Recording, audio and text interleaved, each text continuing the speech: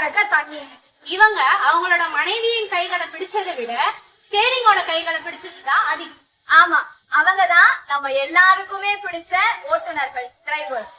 இன்னைக்கு நம்ம கொண்டாடுறது ஓட்டுநர்கள் தினம், டிரைவர்ஸ் டே.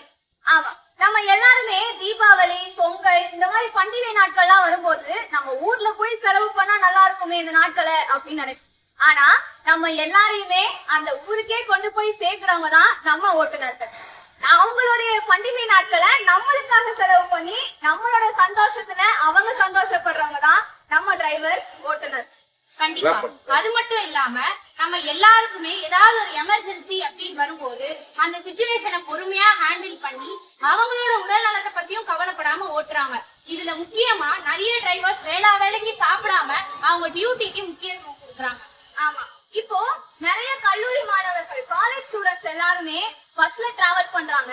அவங்க பண்றது எல்லாமே ஆபத்தான பயணம் தான். அப்படி இருக்கும்போது நம்ம டிரைவர்ஸ் அவங்க எல்லாரையுமே பாதுகாப்பா அவங்களுடைய வீட்டுக்கு கொண்டு போய் சேர்க்கிறாங்க.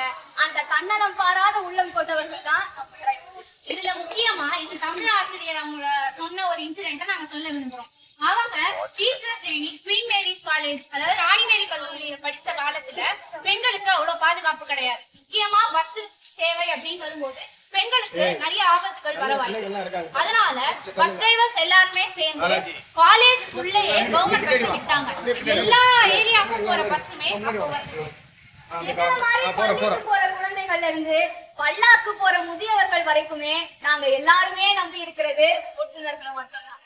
கலெக்டரா ட்ரெஸ் போட்டு காலத்துல காக்கி சட்டையே பெருமையா அணிச்சவங்க தான் ஓட்டுநர்.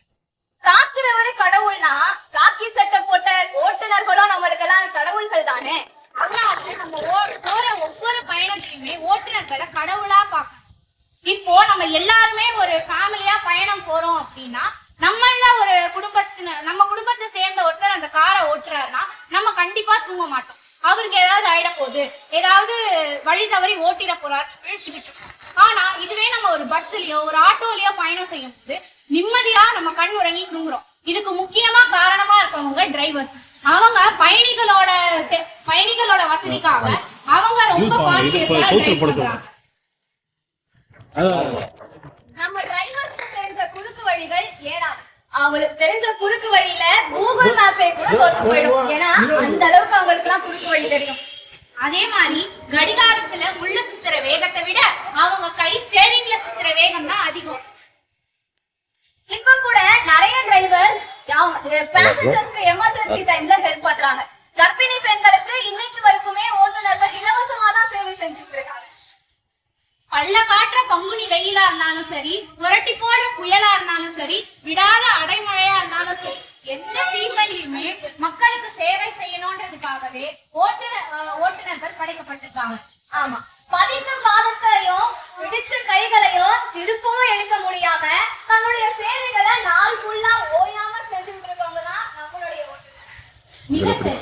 அது மட்டும் இல்லாம நம்ம எல்லாருமே ஒரு வாழ்க்கையில சாதிச்ச தலைவர்களை ரோல் மாடலா வைக்கிற வழக்கம். முக்கியமா இதுல நான் சொல்ல விரும்புவது, எந்த ஒரு சூழ்நிலையும் பொறுமையா கையாளுற டிரைவர்ஸையும் நம்ம பாதுகாப்பா கொண்டு போய் சேர்க்கிற ஓட்டுநர்களையும் நம்ம கண்டிப்பா ரோல் மாடலா வச்சு நிச்சயமாக நானிலம் காக்குறவங்களையும் நம்ம வணங்குறது நம்மளுடைய கடமை. அந்த நானிலத்தையும் நம்மளுக்கு சுத்தி காட்டுற ஓட்டுநர்களை வணங்குறதும் நம்ம கடமை தானே. ஆமா, அதனால ஓட்டுநர்களை காப்போம், அவர்களுக்கு உதவும்.